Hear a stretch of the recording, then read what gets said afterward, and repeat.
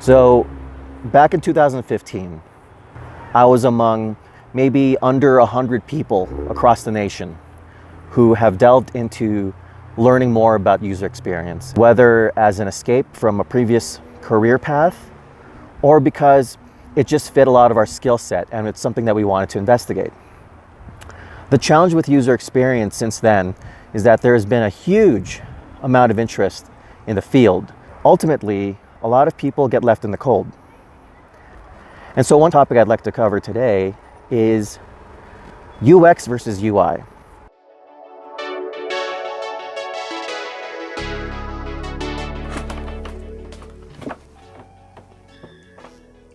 All right, so in regards to Jose Torres' article regarding UX versus UI and how UX versus UI isn't really a thing, for the most part, he's right.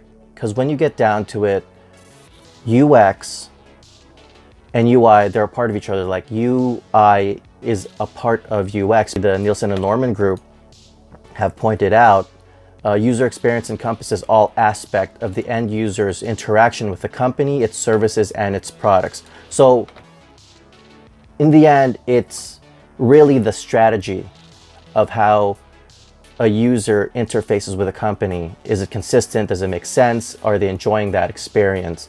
And a part of that history of where UX came from is that a number of these aspects of strategy and end user engagement came from the product manager's influence, strategy, and ultimately the ability to drive that vision forward. But because oftentimes product managers don't have that kind of time, those aspects were brought to light and given over towards designers or researchers, and that's how you generate those return on investments for the approach of user experience.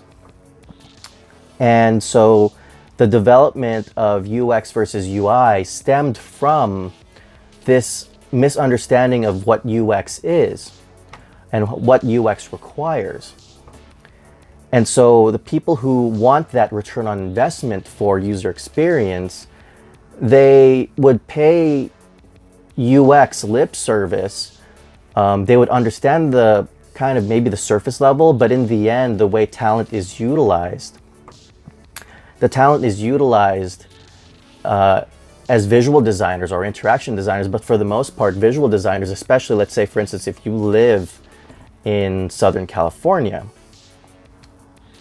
Now, to kind of come back to Jose Torres' article this year, and he brings up a great point, it's that the confusion, I believe, comes from people thinking that UX means interaction design and assuming that UI only means visual design. However, the truth is that these are two complementary disciplines, both contributing to the user experience, which comes back to my argument, my point, that they are a part of each other. I mean, you'll see infographics that go either which way, that will unify UX and UI, and other times it'll divide UX UI. And it's not because these are two very different things.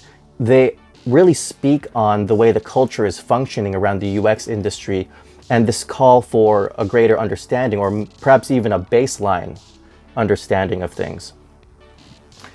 And he later in the article, actually, let me bring up the ketchup bottle thing because he makes a good point about it. The entire user interface. There is a history as to why a ketchup bottle is formed a particular way. And using the ketchup bottle as an example of UX versus UI is, I agree, it's fairly inaccurate, but it's a great surface level understanding of what the two are. So it serves its purpose momentarily, but systemically as a whole, it is not an accurate representation. So he uses that, Jose Torres uses that as a lead to his argument. But ultimately, in the end, he points out that sometimes you'll need to compromise on one side, other times you need to compromise on the other. So please just stop the fights and comparisons and start working together. And it's true in the end. Sure, it helps to educate other people in regards to what UX and UI are. But in the end, you're not necessarily the stakeholder. You don't get to make that shot. It does behoove us in the UX field, whether we're still a part of it or not, to really help elevate the way people understand UX. But the challenge is still, will they listen to you? And how much of a choice do you have in instilling that education, that insight to the rest of the company? And do you know how? In the end, that's really my point with UX versus UI. I'm not going to show examples of UX versus UI. There's a lot of those examples. You could just Google UX versus UI on the net. Right now, I'm just focusing on the arguments of whether UX versus UI is a thing. Now, in the end, ultimately, these are my gatherings and experiences.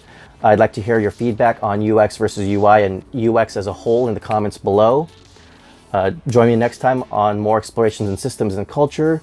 For Owlglass, I'm JB. I'll catch you later.